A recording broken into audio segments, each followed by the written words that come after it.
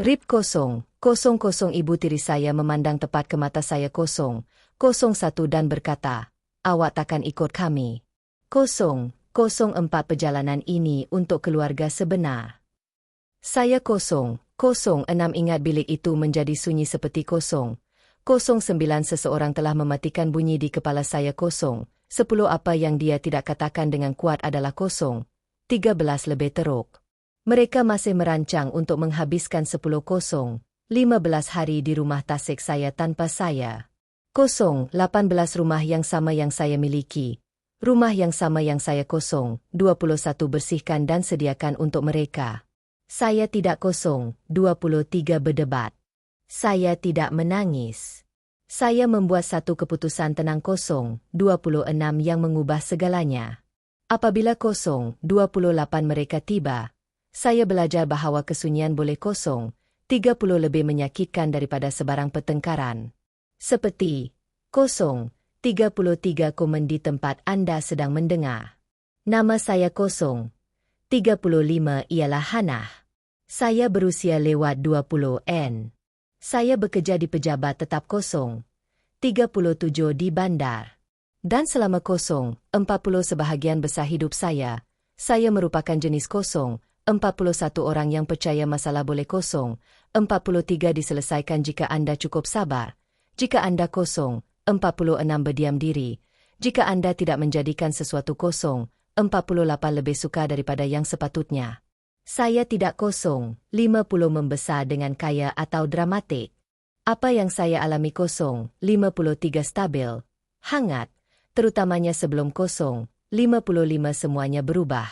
Sebahagian daripada kenangan terawal kosong, 58 saya adalah musim panas di rumah tasik kosong, 59. Kaki ayam di atas lantai kayu yang sejuk pukul 1.2 pada waktu pagi. Bau pokok pin pukul 1.4 melayang melalui tingkap yang terbuka. Ibu saya pukul 1.6 berdengung semasa dia menyediakan sarapan pagi. Ayah saya pukul 1.9 sudah berada di luar memeriksa paras, ayah pukul 1.10 seperti itu kerjanya. Rumah itu terasa pukul 1.13 seperti satu-satunya tempat di mana tiada apa-apa yang buruk pukul 1.15 boleh sampai kepada kami. Kemudian ibu saya jatuh sakit. Ia berlaku dengan pantas. Setahun dia berada di sana. Pukul 1.21 tahun berikutnya dia tidak berada di sana. Selepas pengebumian, pukul 1.23 rumah tasik itu tidak lagi terasa seperti tempat percutian pukul 1.25 dan mula terasa seperti kenangan pukul 1.27 yang kami takut untuk sentuh. Ayah saya pukul 1.30 cuba. Saya akan berikan dia itu. Dia cuba pukul 1.32 untuk menjadi kuat. Cuba mengekalkan keadaan normal. Pukul 1.34 tetapi kesedihan mengubahnya dengan cara yang saya belum pukul 1.37 fahami lagi. Beberapa tahun kemudian, dia pukul 1.39 berkahwin semula. Ibu tiri saya berpindah tinggal bersama pukul 1.42 dua anak perempuannya. Dan dalam sekelip mata, tenaga pukul 1.43 rumah kami berubah. Tidak kuat, tidak pukul 1.46 dengan cara yang jelas. Ia halus. Perabot pukul 1.49 disusun semula. Foto diganti. Di dalamnya pukul 1.52 jenaka. Saya bukan sebahagian daripadanya. Saya tidak pernah pukul 1.54 dimarahi. Saya hanya disunting. Apabila pukul 1.57 saya pergi ke sekolah, pulang ke rumah terasa pukul 1.59 pelik. Seperti saya memerlukan kebenaran. Apabila pukul 22 saya akhirnya berpindah ke apartemen saya sendiri pukul 24 dan mula bekerja sepenuh masa. Jarak pukul 26 itu menjadi perisai saya. Saya berkata kepada diri sendiri pukul 29 ia baik-baik saja. Orang dewasa hanyut. Keluarga pukul 2.12 berubah. Rumah tasik kembali ke dalam hidup saya pukul 2.15 melalui keluarga sebelah ibu saya pukul 2.16. Makcik saya sentiasa menyukai tempat itu pukul 2.18 dan apabila dia meninggal dunia, ia diserahkan kepada saya pukul 2.20 sepenuhnya secara sah. Tiada kekeliruan. Tiada pukul 2.24 pemilikan bersama. Hanya milik saya. Saya sepatutnya pukul 2.27 menjualnya. Itu sepatutnya menjadi pilihan praktikal pukul 2.29. Tetapi sesuatu dalam diri saya pukul 2.31 tidak boleh. Rumah itu menyimpan jersey pukul 2.34 keluarga saya yang pernah terasa nyata. Apabila ayah dan ibu tiri saya pukul 2.37 mula bertanya tentang pukul 2.39 menggunakannya sekali-sekala, saya berkata ya. Saya pukul 2.42 ingin percaya kemurahan hati boleh memperbaiki pukul 2.44, apa yang tidak dapat diperbaiki oleh jarak. Saya pukul 2.47 ingin merasa disertakan sekali lagi. Jadi apabila mereka mencadangkan percutian musim panas bersama-sama selama pukul 2.49, kami semua pukul 2.51 di bawah satu bumbung. Saya rasa penuh harapan. Pukul 2.54 benar-benar berharap. Saya memberitahu diri sendiri bahawa pukul 2.57 ini adalah permulaan semula kami. Peluang kami untuk akhirnya bertindak seperti sebuah keluarga semula. Saya tidak tahu bahawa saya sedang menyediakan pengganti saya sendiri. Idea pukul 3.5 tentang perjalanan itu muncul secara santai, seolah-olah pukul 3.7 bukan masalah besar. Kami duduk di ruang tamu ayah saya pukul 3.8. Tidi dihidupkan rendah. Pukul 3.11 sesuatu yang mudah dilupakan dimainkan di latar belakang pukul 3.13. Ibu tiri saya menyebut betapa seronoknya untuk bercuti bersama pukul 3.17 sebelum musim panas berakhir. Beberapa hari di tepi air, udara segar. Masa untuk berhubung semula. Dia pukul 3.22 mengatakannya seperti sudah diputuskan. Saya pukul 3.24 memandang ayah saya.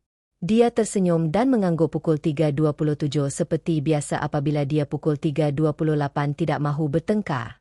Ia mungkin pukul 3.30 yang baik untuk kita semua, katanya. Saya rasa sesuatu pukul 3.33 longgar di dada saya. Saya tidak sedar betapa pukul 3.36 teruknya saya menunggu untuk mendengarnya. Pukul 3.38 sejak saat itu. Saya menceburi pukul 3.40 perancangan. Saya memandu ke pukul 3.42 rumah tasik pada hari cuti saya. Saya mengeringkan pukul 3.44 bilik yang tidak digunakan selama berbulan-bulan.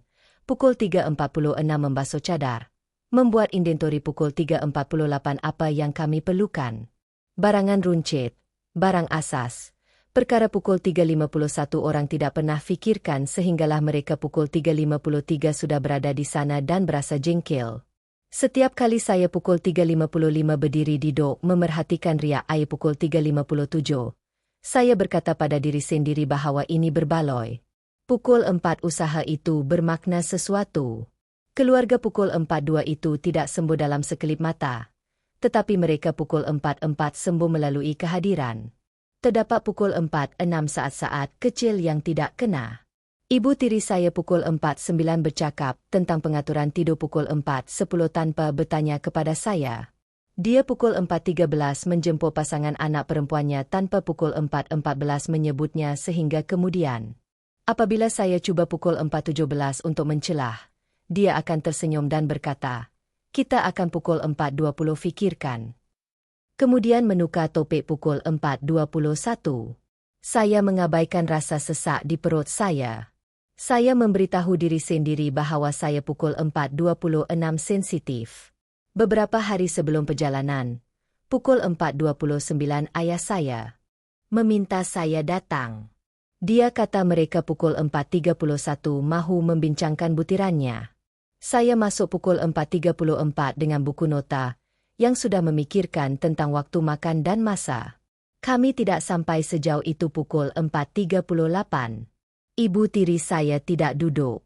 Dia pukul 4.41 kekal berdiri, bersilang tangan, longgar pukul 4.43 seperti dia sedang bersedia untuk menyampaikan berita buruk pukul 4.45, tetapi tidak mahu kelihatan kejam pukul 4.47 mengenainya. Dia menyebut nama saya sekali, perlahan. Pukul 4.50 kemudian dia berkata, kami telah memutuskan bahawa pukul 4.52 adalah lebih baik jika awak tidak datang dalam perjalanan pukul 4.54 ini. Saya ketawa pada mulanya. Hanya nafas pukul 4.56 tidak percaya. Apa maksud awak? Dia pukul 4.58 tidak teragak-agak. Ini sebenarnya tentang pukul 51 ikatan keluarga. Percutian keluarga yang sebenar. Pukul 5.4 kata-kata itu berat. Muktamad. Saya berpaling pukul 5.07 kepada ayah saya. Dia merenung tangannya. Saya pukul 5.10 menunggu. Beberapa saat berlalu. Dia tidak pernah pukul 5.13 mendongak. Saya bertanya kepadanya dengan senyap sama, ada pukul 5.15 itu juga perasaannya. Dia tidak berkata ya. Pukul 5.18 dia tidak berkata tidak. Dia tidak berkata apa-apa pada pukul 5.20 sama sekali. Kesunyian itu lebih merosakkan daripada pukul 5.22 sebarang perbalahan. Saya berdiri di sana pukul 5.25 memegang buku nota saya. Menyadari betapa pukul 5.27 mengarutnya saya telah merancang makanan pukul 5.29 untuk orang yang tidak mahu saya di meja makan pukul 5.31. Ibu tiri saya menambah bahawa mereka pukul 5.33 telah mengambil cuti kerja, bahawa pukul 5.35 semuanya telah diatur, bahawa saya boleh pukul 5.37 menggunakan rumah itu kemudian. Seolah-olah dia pukul 5.39 menawarkan saya pertolongan. Saya tidak meninggikan suara pukul 5.42 saya. Saya tidak merayu. Saya mengangguk sekali.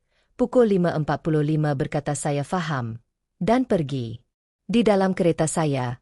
Pukul 5.47 tangan saya menggigil teruk. Sehingga saya terpaksa duduk pukul 5.49 di sana. Selama seminit sebelum memusingkan kunci pukul 5.51. Ketika skim saya tersedar. Ini pukul 5.53 bukanlah salah faham. Ini bukan perancangan yang tidak difikirkan dengan teliti. Mereka telah membuat pilihan pukul 5.58.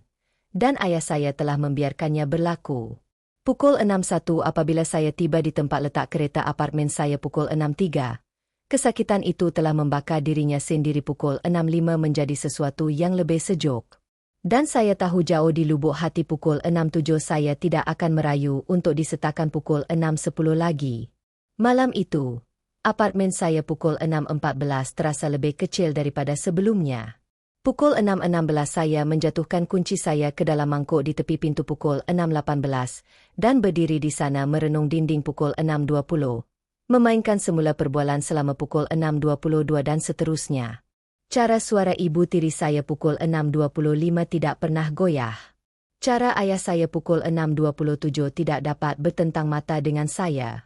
Cara saya berjalan keluar pukul 6.30 membawa buku nota yang penuh dengan rancangan yang tiada siapa pukul 6.32 mahu saya sertai. Saya tidak menangis pukul 6.34 serta-merta. Saya mundar-mandir dari pukul 6.37 dapur ke tingkap seperti badan saya pukul 6.39 perlu membakar kejutan sebelum minda saya pukul 6.42 dapat mengejar. Saya terus memikirkan pukul 6.44 tentang frasa yang dia gunakan. Keluarga sebenar pukul 6.46. Ia bergema di kepala saya sehingga pukul 6.49 berhenti sakit dan mula kedengaran pukul 6.51 tidak masuk akal. Jika saya bukan keluarga sebenar, pukul 6.54 mengapa saya cukup baik untuk membersihkan rumah pukul 6.55, mengisi peti sejuk, menyerahkan kunci pukul 6.58 tanpa soalan? Skim pukul 7 apabila kemarahan akhirnya reda. Pukul 7.03 tidak kuat. Tidak meletup. Ia adalah jenis pukul 7.06 yang senyap. Jenis yang membuatkan keadaan pukul 7.08 tiba-tiba menjadi sangat jelas. Saya mengambil telefon pukul 7.11 saya, dan hampir menghubungi ayah saya. Kemudian saya pukul 7.13 meletakkannya semula. Saya sudah tahu bagaimana perbualan itu akan berlaku pukul 7.15.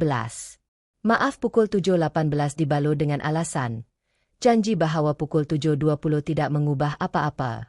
Saya tidak akan merayu pukul 7.22 dia, untuk memilih saya lagi. Sebaliknya, saya pukul 7.24 membuka komputer riba saya. Saya mengambil dokumen pukul 7.26 yang diikat pada rumah tasik. Surat ikatan, pukul 7.29 pemilikan. Semuanya atas nama saya. Jelas, pukul 7.32 mudah. Tiada kelemahan, tiada kawalan bersama. Pukul 7.36 saya membacanya perlahan-lahan 2 kali hanya. Untuk pukul 7.38 memastikan saya tidak terlepas sesuatu. Saya pukul 7.40 tidak terlepas. Buat pertama kalinya sejak perbualan pukul 7.43 itu, pernafasan saya menjadi stabil. Saya pukul 7.45 tidak memberitahu sesiapa pun apa yang akan saya lakukan pukul 7.47. Bukan kawan-kawan saya. Bukan ayah saya. Saya tidak menyiarkan apa-apa. Saya tidak memberi petunjuk. Saya hanya pukul 7.52 membuat rancangan dan berpegang padanya. 2 hari kemudian pukul 7.55, saya mengambil cuti kerja dan memandu ke rumah Tasik pukul 7.57 lebih awal. Jalan raya terasa berbeza kali ini. Bukan nostalgia. Pukul 8.2 fokus. Apabila saya tiba di laluan masuk rumah pukul 8.04, rumah itu sunyi. Tepat pukul 8.06 bagaimana saya meninggalkannya. Damai, menunggu. Saya pukul 8.10 berjalan melalui setiap bilik. Memeriksa pukul 8.11 tingkap, pintu, dek belakang. Saya duduk di pukul 8.14 meja dapur seketika dan membiarkan pukul 8.16 diri saya merasainya. Kesedihan, kemarahan, pukul 8.19 kemuktamadan apa yang akan saya pukul 8.21 berubah. Kemudian saya menghubungi tukang kunci. Dia pukul 8.24 bekerja dengan cepat menggantikan kunci pukul 8.25 tanpa bertanya soalan. Bunyi pukul 8.27 logam berdentum pada tempatnya terasa lebih berat pukul 8.29 daripada yang sepatutnya. Seperti sesuatu yang kekal sedang dimeteraikan. Apabila dia pukul 8.33 menyerahkan kunci baharu kepada saya, ia sejuk pukul 8.35 di tapak tangan saya. Saya membayarnya, mengucapkan terima kasih, dan pukul 8.38 berdiri di sana sendirian selepas dia pergi. Saya pukul 8.40 tidak rasa menang. Saya rasa tenang. Pukul 8.43 malam itu, saya memasak makan malam yang ringkas dan pukul 8.44 memakannya di dek ketika matahari terbenam pukul 8.46 di sebalik pokok-pokok. Airnya tenang. Pukul 8.49 udara berbau seperti pain dan kayu yang hangat. Pukul 8.52 tempat ini sentiasa tentang keselamatan. Pukul 8.55 tentang kekitaan. Saya menyadari sesuatu pukul 8.57 kemudian. Jika mereka memutuskan bahawa saya bukan keluarga pukul 9, saya tidak berhutang. Kepada mereka akses ke pukul 9.21 tempat yang masih terasa seperti rumah. Saya pukul 9.05 mengunci pintu sebelum tidur dan tidur pukul 9.07 lebih lena daripada yang saya alami selama beberapa minggu. Esok pukul 9.09 mereka akan tiba menjangkakan semuanya pukul 9.11 akan menjadi seperti yang mereka tinggalkan. Pukul 9.14 mereka langsung tidak tahu betapa silapnya mereka. Saya pukul 9.16 bangun awal pagi itu. Walaupun pukul 9.18 saya belum menetapkan penggerak. Buat seketika, saya pukul 9.20 terlupa di mana saya berada. Kemudian saya terdengar pukul 9.22 air. Lembut, stabil, bergesil dengan pukul 9.24 dok. Rumah Tasik itu sentiasa bangun pukul 9.27 perlahan-lahan. Seperti tidak percaya pukul 9.29 tergesa-gesa apa-apa. Saya membuat kopi dan duduk pukul 9.32 di tepi tingkap. Memerhatikan cahaya pukul 9.33 terbentang di permukaan Tasik. Pukul 9.36 saya menyemak waktu. Sepatutnya mereka berada kira-kira pukul 9.38 sejam perjalanan. Saya tidak rasa gementar. Pukul 9.41 itu mengejutkan saya. Saya sangka saya akan pukul 9.43 menggeletar melatih ucapan di kepala saya. Pukul 9.45 tetapi tiada apa-apa untuk dilatih. Saya pukul 9.47 sudah tahu apa yang akan saya katakan. Pukul 9.49 lebih penting lagi. Saya tahu apa yang tidak akan saya katakan pukul 9.51. Saya tidak akan menjelaskan pukul 9.54 sendiri. Sekitar tengah hari, saya terdengar bunyi pukul 9.56 tayar di atas batu kerikil. Sebuah kereta. Kemudian pukul 9.59 kereta lain. Saya tinggal di tempat saya dan membiarkannya pukul 10.01 berlaku. Melalui tingkap hadapan, saya melihat pukul 10.04 mereka masuk ke laluan masuk rumah, seolah-olah mereka pukul 10.06 memiliki tempat itu. Pintu dibuka. Ketawa pukul 10.09 kedengaran di seluruh halaman. Ibu tiri saya pukul 10.11 memberi isyarat ke arah rumah. Menunjuk. Pukul 10.13 mungkin memberikan bilik dengan cara yang sama seperti pukul 10.15 dia selalu lakukan.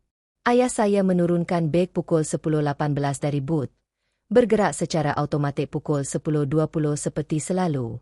Saya perasan betapa pukul 10.22 mereka kelihatan santai. Itu hampir membuatkan saya pukul 10.25 tersenyum. Rebecca mencapai ke dalam beg tangannya pukul 10.27 dan mengeluarkan kunci. Dia berjalan pukul 10.29 menaiki tangga hadapan, dengan yakin dan memasukkannya pukul 10.32 ke dalam kunci. Tiada apa yang berlaku. Dia pukul 10.34 memusingkannya lagi. Kali ini lebih kuat. Saya pukul 10.37 memerhatikan badannya menjadi kaku. Ayah saya melangkah pukul 10.39 lebih dekat, mengambil kunci daripadanya, dan cuba pukul 10.41 sendiri. Dia menggoyangkan pemegangnya. Pukul 10.44 berkerut dahi. Cuba lagi. Masih tiada apa-apa. Seorang pukul 10.47 anak perempuannya memutarkan matanya dan pukul 10.48 berkata sesuatu yang saya tidak dapat dengar. Seseorang pukul 10.50 ketawa, menganggap ia adalah gangguan.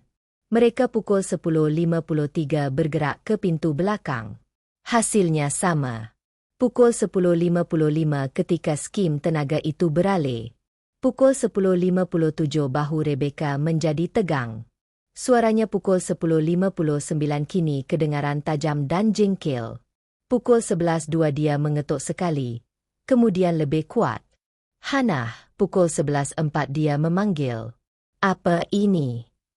Saya menunggu rentak pukul 11.06 lebih lama daripada yang diperlukan. Kemudian saya pukul 11.09 berjalan ke pintu. Saya tidak membukanya pukul 11.11. Saya membuka kunci rantai itu secukupnya pukul 11.13 untuk membukanya beberapa inci dan memandang mereka pukul 11.15 dengan tenang. Seperti saya baru sahaja diganggu pukul 11.17 pada hari biasa. Ya, pukul 11.19 saya berkata. Boleh saya bantu? Wajah Rebecca pukul 11.23 memerah. Apa yang awak buat pada kuncinya? Pukul 11.25 oh, kataku. Seperti baru sahaja berlaku kepada saya pukul 11.28. Saya telah menukarnya, mulutnya pukul 11.31 terbuka. Kemudian tertutup. Kenapa awak buat begitu? Saya mengangkat bahu ringan. Kerana pukul 11.36 ini rumah saya. Salah seorang anak perempuannya pukul 11.38 melangkah ke hadapan. Kami sepatutnya tinggal di sini pada pukul 11.40 minit. Saya tahu, kataku. Awak beritahu saya pukul 11.43. Ayah saya akhirnya bersuara. Hannah, pukul 11.46 ini tak kelakar. Kami memandu sejauh ini. Saya pukul 11.49 tak bergurau, kata saya. Suara saya tidak pukul 11.51 meninggi. Saya baru sahaja membuat keputusan. Rebecca pukul 11.55 menyilangkan tangannya. Awak tak boleh ngunci kami begitu sahaja. Kami sudah merancang semuanya. Pukul 12 itu menarik, kata saya. Kerana minggu lepas awak beritahu saya perjalanan ini hanya untuk keluarga sahaja. Dia mengeras. Jangan putar belikkan kata-kata saya. Saya bukan, kata saya. Saya mendengar pukul 12.10 dengan teliti. Ayah saya memandang antara kami. Awak tahu itu bukan apa yang dia maksudkan. Pukul 12.15 saya berpaling kepadanya. Jadi apa maksudnya? Pukul 12.18 dia membuka mulutnya, menutupnya semula. Pukul 12.20 Rebecca melangkah ke hadapannya. Kami pukul 12.22 bermaksud ini masanya untuk kami. Untuk keluarga pukul 12.25 kami. Saya mengangguk perlahan. Betul. Dan awak pukul 12.28 sangat jelas bahawa saya bukan sebahagian daripada pukul 12.30 itu. Rahangnya mengetat. Awak pukul 12.33 dramatik. Tidak, kata saya. Saya pukul 12.36 konsisten. Salah seorang anak perempuannya pukul 12.38 mengejek. Jadi, Awak serius buat pukul 12.40 ni? Ya. Rebecca ketawa tajam dan pukul 12.43 tidak lucu. Ini kebudak-budakan. Awak pukul 12.45 menghukum semua orang kerana perasaan awak pukul 12.47 terluka. Saya bersandar pada bingkai pintu pukul 12.49. Saya tidak menghukum sesiapa pun. Saya cuma pukul 12.52 memutuskan untuk tidak meminjamkan rumah saya kepada orang pukul 12.54 yang tidak menganggap saya keluarga. Dia merenung saya pukul 12.56. Tergamam. Kita berhak untuk menjadi pukul 12.59 di sini. Awak tidak berhak, kata saya. Awak ada tabiat pukul 13.1 menganggap awak begitu. Ketika skim ayah saya pukul 13.4 akhirnya melangkah ke hadapan, suaranya pukul 13.6 terdesak. Hannah, tolonglah. Mari kita pukul 13.10 berbincang tentang ini di dalam. Saya bertentang mata dengannya. Pukul 13.13, tiada tempat di dalam untuk awak hari ini. Suara Rebecca pukul 13.16 meninggi. Awak mementingkan diri sendiri. Saya pukul 13.19 tersenyum nipis. Mungkin, tetapi saya belajar pukul 13.22 perkataan itu daripada memerhatikan awak. Dia menunjuk pukul 13.24 ke pintu. Bukalah. Saya menggelengkan kepala. Saya pukul 13.27 tidak akan membenarkan orang yang tidak dikenali masuk ke rumah saya. Kata-kata pukul 13.30 tergantung di situ berat dan tidak dapat disangkal. Pukul 13.32 seketika. Tiada siapa yang bercakap. Kemudian pukul 13.35 semuanya meletup serta-merta. Pukul 13.37 tuduhan. Rasa bersalah. Suara yang meninggi. Pukul 13.40 Rebecca kata saya kejam. Seorang anak perempuan pukul 13.42 kata saya merosakkan segalanya. Ayah saya pukul 13.44 asyik mengulang nama saya seolah-olah ia mungkin pukul 13.46 membuka kunci pintu jika dia menyebutnya cukup pukul 13.48 kali. Saya mendengar. Saya betul-betul mendengar. Dan saya pukul 13.51 tidak merasakan apa-apa. Tiada keinginan untuk mempertahankan diri. Pukul 13.55 tidak perlu mewajarkan pilihan saya. Mereka pukul 13.57 tidak mendengar sekarang. Dan mereka tidak pukul 13.59 mendengar sebelum ini. Bezanya kali ini ia tidak penting. Saya berundur pukul 14.05 dan mencapai pintu. Rebecca meluru pukul 14.07 ke hadapan. Awak tak boleh buat macam ni. Saya sudah pukul 14.10 buat, kata saya.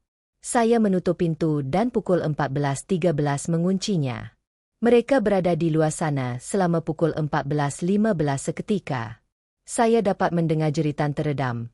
Pukul 14.17 bunyi beg dijatuhkan ke atas batu kerikil. Pada satu ketika, ayah saya pukul 14.21 mengetuk perlahan sekali, kemudian sekali lagi. Saya pukul 14.24 tidak menjawab. Akhirnya, enjin pukul 14.26 dihidupkan.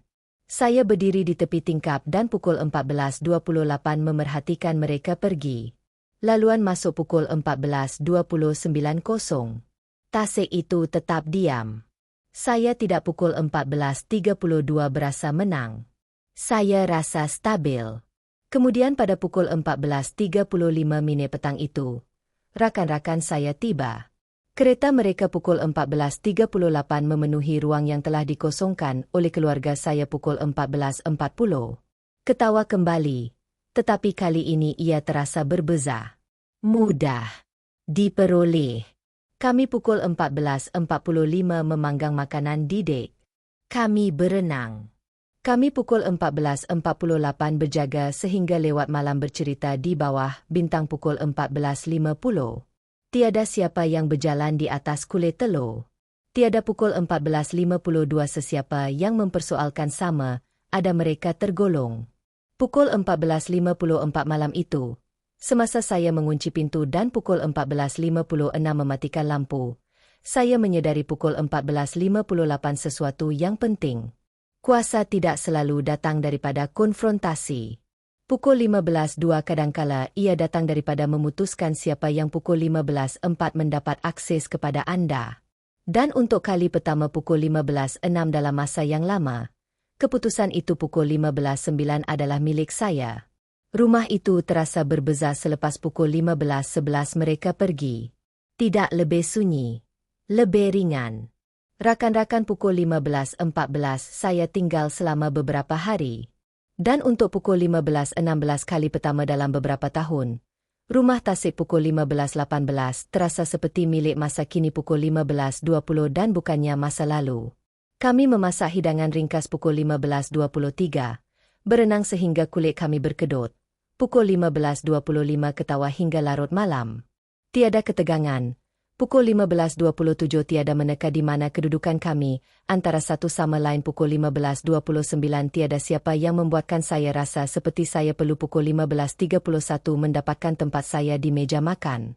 Apabila mereka pukul 15.33 pulang, saya tinggal. Saya menghalang pukul 15.36 ibu tiri saya dan anak-anak perempuannya tanpa teragak-agak pukul 15.37. Tiada ucapan, tiada penjelasan pukul 15.40. Saya sudah selesai cuba difahami pukul 15.42 oleh orang yang mendapat manfaat daripada pukul 15.44 salah faham saya. Seminggu kemudian, ayah saya pukul 15.47 meminta untuk bertemu. Hanya kami berdua. Pukul 15.49 kami memilih sebuah kafe kecil di bandar pukul 15.51 tempat neutral. Entah bagaimana dia kelihatan lebih tua. Pukul 15.53 seperti berat badan yang dielakkannya akhirnya pukul 15.56 hilang. Dia memohon maaf. Tidak sempurna. Pukul 15.59 tidak dramatik. Tetapi sejujurnya, saya tidak pukul 16.02 memaafkannya serta-merta. Saya memberitahunya kebenaran pukul 16.04 bahwa kepercayaan tidak akan kembali hanya pukul 16.06 kerana seseorang akhirnya mengatakan perkataan yang betul pukul 16.08. Jika kami ingin menjalin hubungan pukul 16.10, ia akan menjadi perlahan. Berhati-hati. Pukul 16.13 atas syarat saya.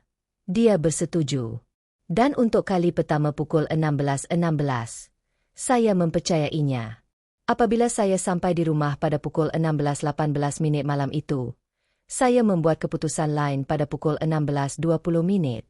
Saya menghubungi ejen hartanah pada pukul 16.22 dan bertanya tentang menyewakan rumah Tasik pada pukul 16.24 secara bermusim, mengubahnya menjadi sesuatu yang praktikal, sesuatu yang pada pukul 16.28 berkesan untuk saya dan bukannya meletihkan saya. Semasa saya menutup komputer riba saya pada pukul 16.31, saya sedar bahawa saya tidak lagi marah pada pukul 16.33. Saya jelas. Musim panas itu pada pukul 16.36 mengajar saya sesuatu yang saya harap saya pelajari pada pukul 16.37 lebih awal. Keluarga tidak ditakrifkan oleh darah atau label pada pukul 16.40, tetapi oleh rasa hormat. Saat pada pukul 16.43 seseorang memutuskan bahawa anda tidak tergolong, mereka pada pukul 16.44 kehilangan hak untuk masa, ruang, dan kemurahan hati anda. Memilih diri sendiri pada pukul 16.49 tidak kejam. Ia perlu. Jika cerita pukul 16.52 ini menyentuh hati saya ingin mendengar daripada anda. Kongsikan dari mana anda mendengar dan sama ada anda pernah pukul 16.58 terpaksa membuat garisan tegas dengan seseorang yang anda sayangi. Dan jika anda mahukan lebih banyak cerita sebenar pukul 17.03 tentang sempadan keluarga dan mencari kekuatan pukul 17.05 anda, pastikan anda melanggan supaya anda pukul 17.08 tidak terlepas yang seterusnya.